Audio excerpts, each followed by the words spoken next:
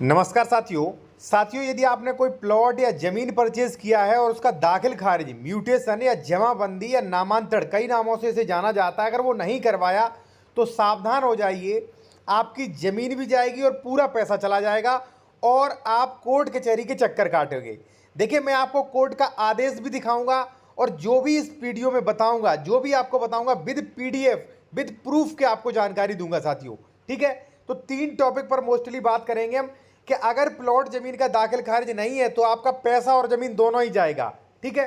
दूसरा साथियों है कि लोगों का डाउट रहता है कि सर दाखिल खारिज कब तक करवाया जा सकता है, तो वो भी मैं आपको बता देंगे क्राइटेरिया क्या है, और आप चाहो तो आदेश भी ले सकते हो। ठीक है, मुझसे आदेश भी ले सकते हो और अपना दाखिल खारिज भी करवा सकते हो।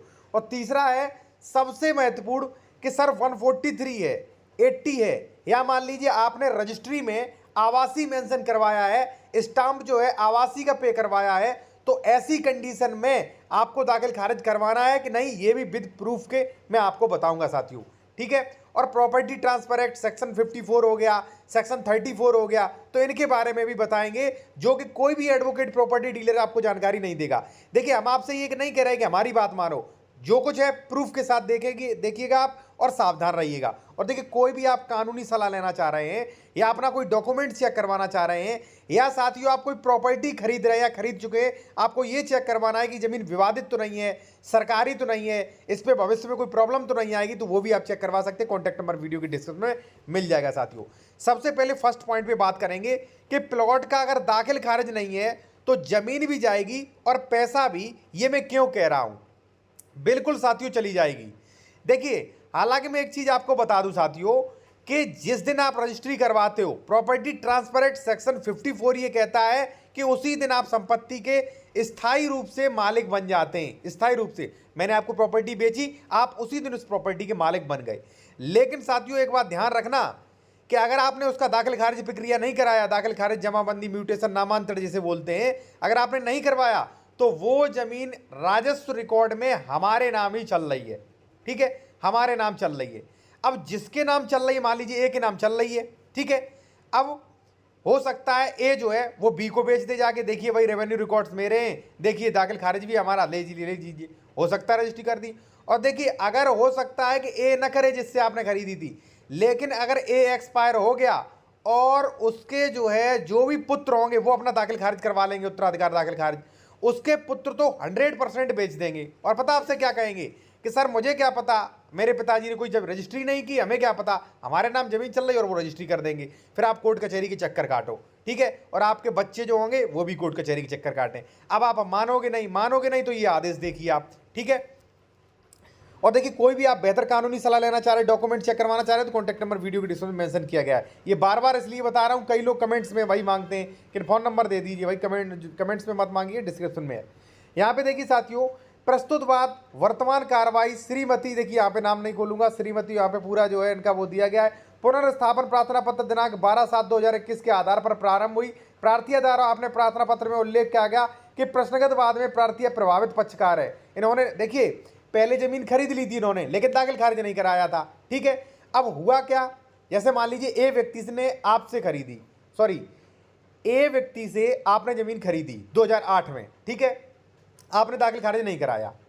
मैंने क्या किया साथियों, वो जमीन 2019 में मैंने खरीद ली। अब देखिए यहाँ पे, देखिए यहाँ पे आप देख सकते हैं 22/6/2019 विधि तथा तथ्यों के विपरीत, यानी कि 2019 को हमने खरीद ली।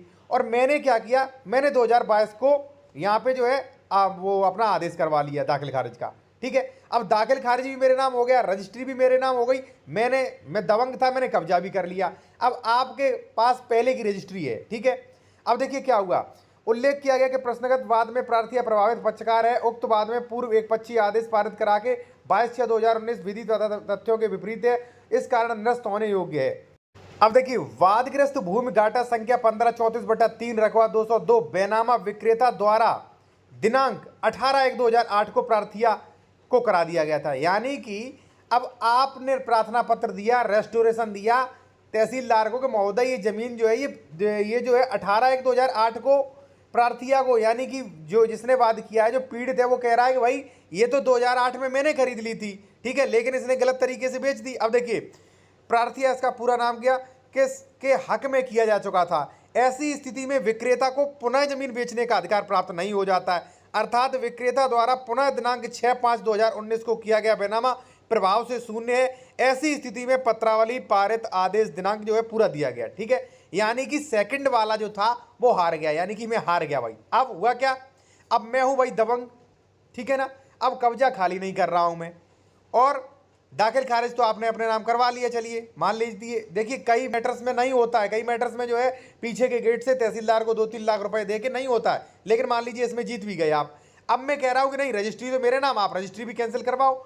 अब बेचारा वो जाएगा रजिस्ट्री कैंसिल करवाएगा 2-4 साल में, रजिस्ट्री कैंसिल हो भी जाएगी, फिर मैं उस आदेश के खिलाफ अपील करूंगा, यानी कि अब कोर्ट खेलिए और तारीख पे तारीख आपको मिलेगी।